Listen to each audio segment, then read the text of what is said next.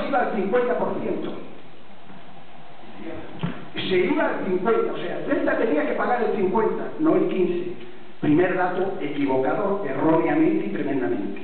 Segundo, a mí como presidente del Celta, conseguir que CaixaNova capitalice y el Celta deje de deber 3 millones, ¿cree que no lo iba a trabajar? ¿Cree que no iba a estar peleándolo?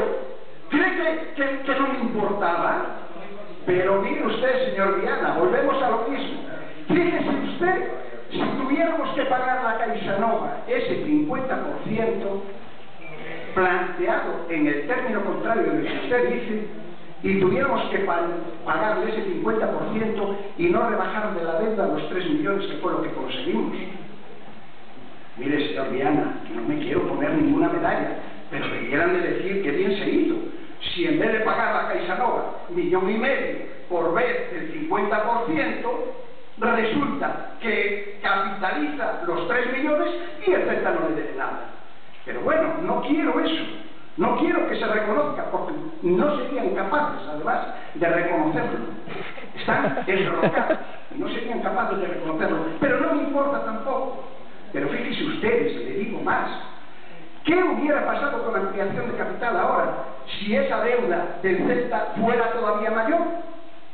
Todavía tendríamos que quitar más capital, no menos como usted dice, porque deberíamos más dinero y la relación capital-fondos propios sería menor y entonces tendríamos otra vez otro problema. Por tanto, señor Viana, como le dije antes, hablan ustedes muy bien, son eruditos, pero híjole, aquí no estamos ante un juez, aquí estamos ante una asamblea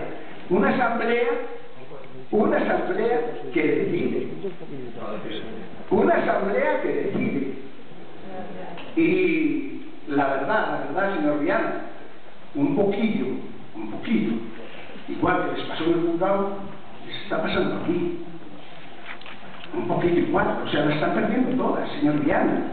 ¿Por qué? Porque se está dando cuenta de que cuáles son los intereses de unos y cuáles son los intereses de todos los demás, que son muy diferentes.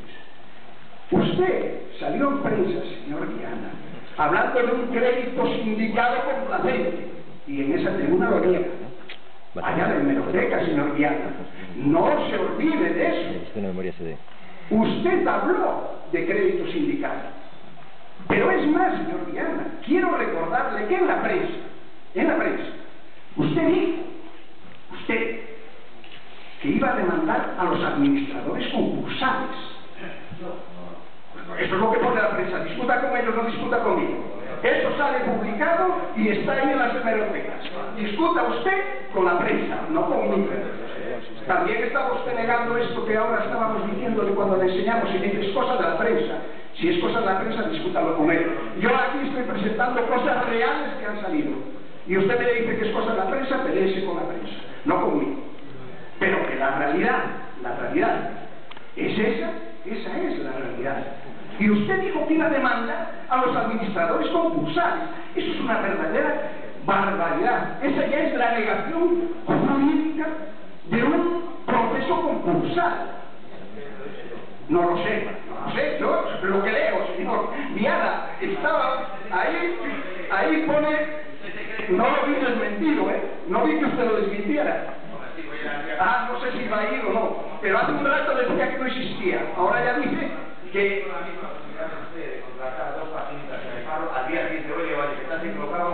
No sé la facilidad o no, pero lo que sí es cierto es que usted lo ha dicho y que ahí está. Bien, bueno, pues yo creo que aquí lo que tenemos que ver es si le damos credibilidad a lo que leemos o no, o viene usted aquí a desmentir todo, porque mire usted, señor Viana, podía yo entender que una declaración estuviera mal. Pero caray, estoy diciendo distintos periódicos y distintos días. Caray, señor Viana, por favor, si usted fuera un juez y tuviera que juzgar esas pruebas, pues creo que saldría otra vez muy mal para señor Viana. Eso es lo que pone la prensa y lo pone con una claridad nítida. lo pone con una claridad nítida.